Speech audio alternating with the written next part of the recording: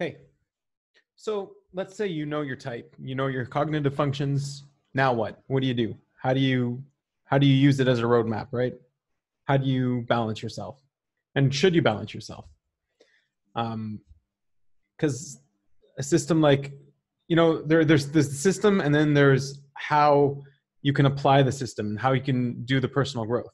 So, like, for example, this is something that I heard over a couple of times, but yesterday I had a discussion with Taylor from Flow State about it, and he was saying how socionics, there's the system, and then he was saying how socionics says your strengths are your main function, right?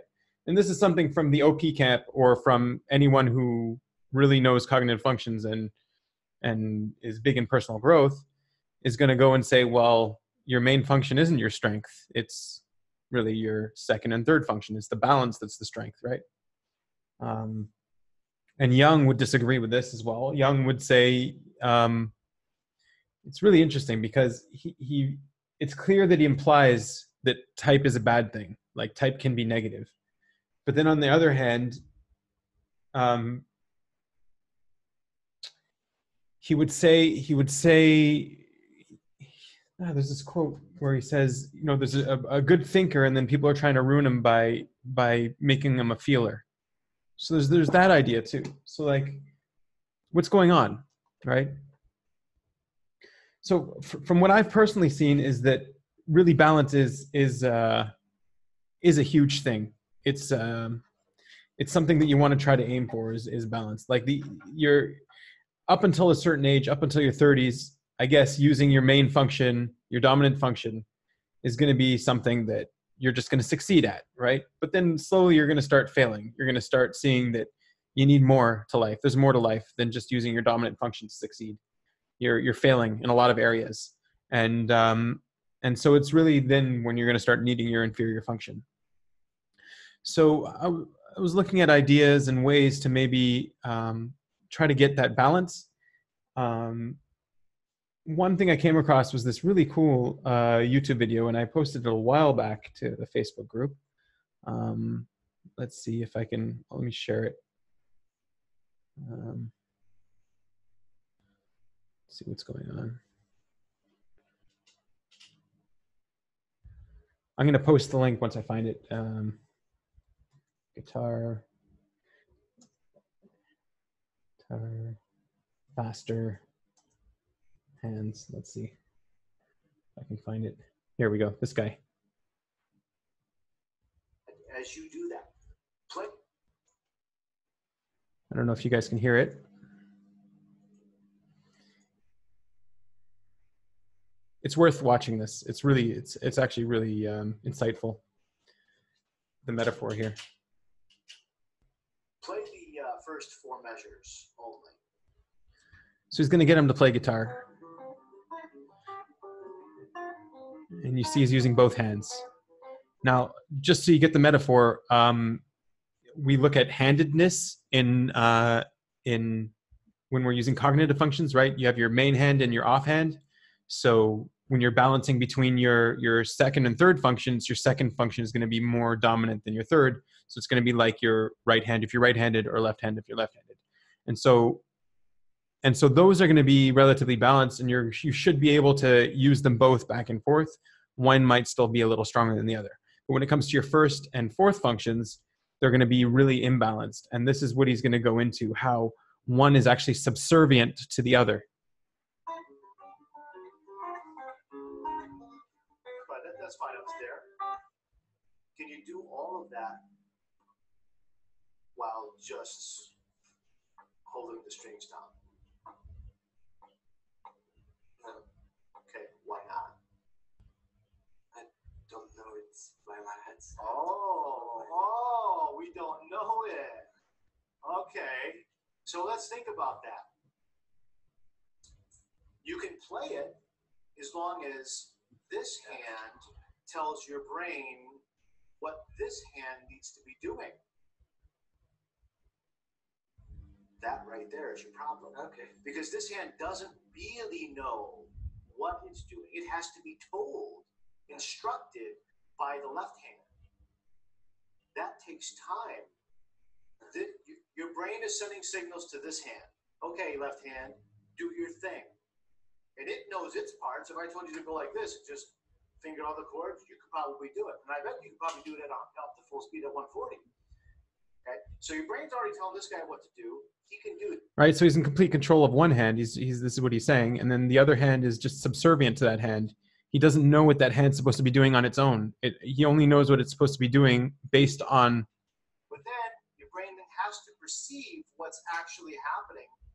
It's sending the signal to do it, and then it has to analyze it because it needs that information to then instruct this hand what it has to do.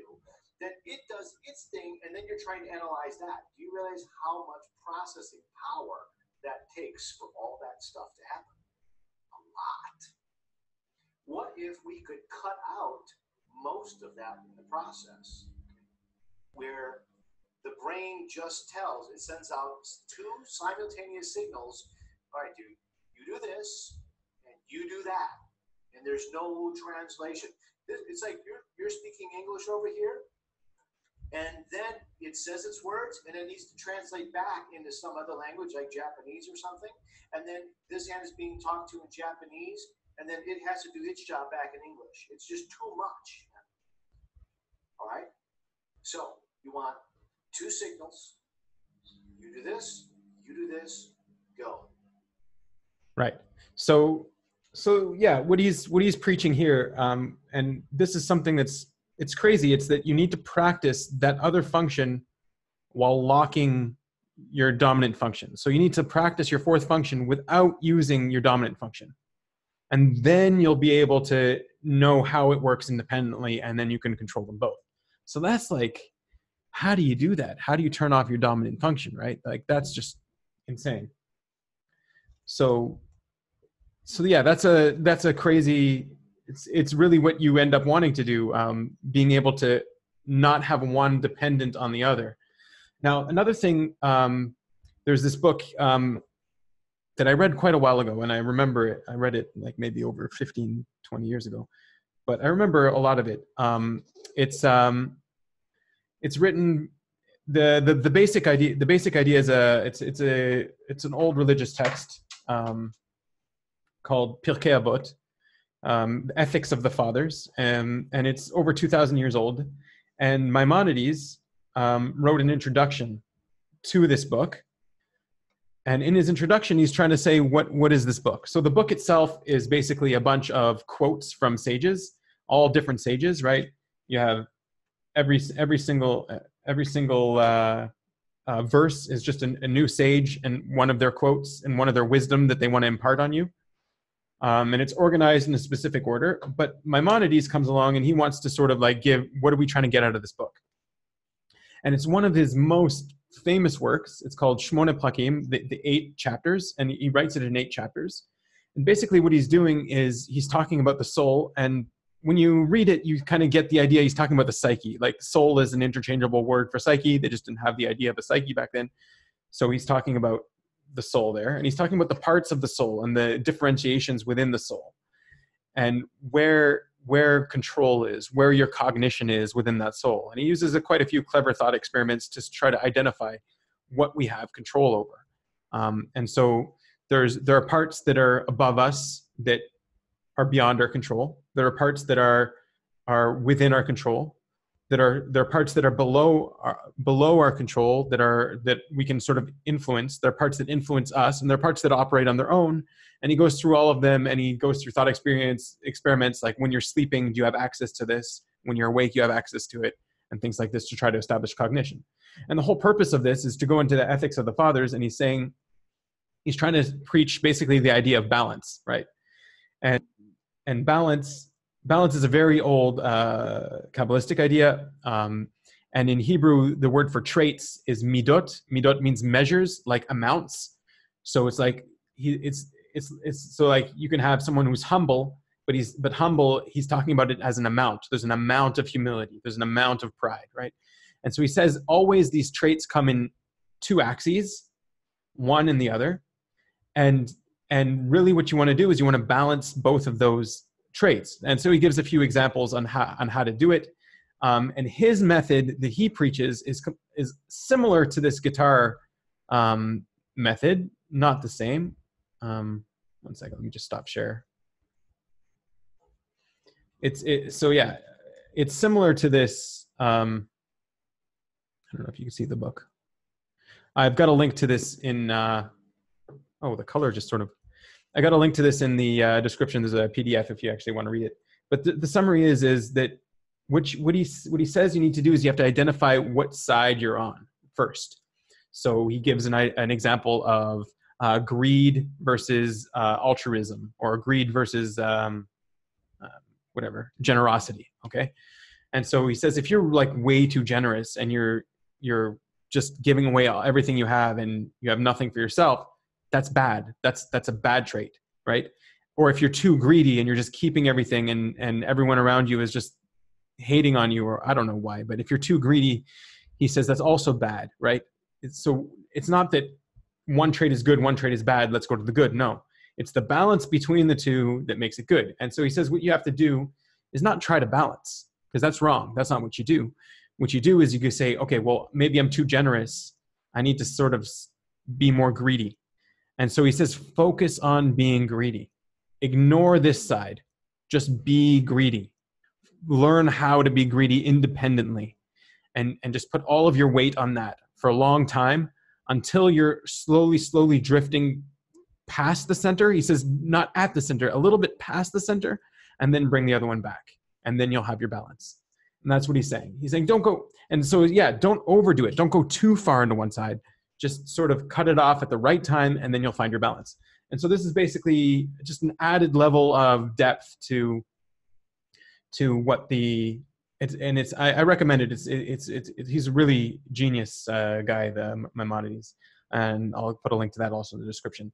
So this is just the main idea of where I found and is working in my own life is trying to turn off that main function that's too strong, trying to shut it off, ignore it, and use only the other function as much and as often as you can in order to build it up and remove the dependence on that. And so I'll just give a quote, like, so I said Ethics of the Fathers. One of the quotes by Hillel, he says, "Imen ani li mili," if I'm not for myself, who will be for me? Right? If I don't worry about myself, who's going to worry about me? Imen ani li mili, im rak ani li, mi ani. If I'm only for myself, who am I? Right? If I'm only focused on myself, what's the purpose of my life? Right? If I'm only for myself, then there's nothing greater, right? So he's saying the same thing, Hillel here. He's saying like self versus tribe, basically, is what he was saying 2,000 years ago, and that you need that balance. And so he was. It's just one example in the book. It's a very clear-cut example from today, but he's saying don't be too selfish, don't be too in on yourself, but if you're not for yourself, no one else will care about you. So you need to worry about yourself. So worry about yourself, but don't only worry about yourself, because otherwise you're nobody, right? And so that's sort of the balance that also Hillel was saying. So yeah, good luck on your personal growth if that's where you're going for. If you believe in the socionics method, so just keep doubling down on your saviors and burn yourself to the ground if that's what you believe in. Who am I to say differently? Have a good one.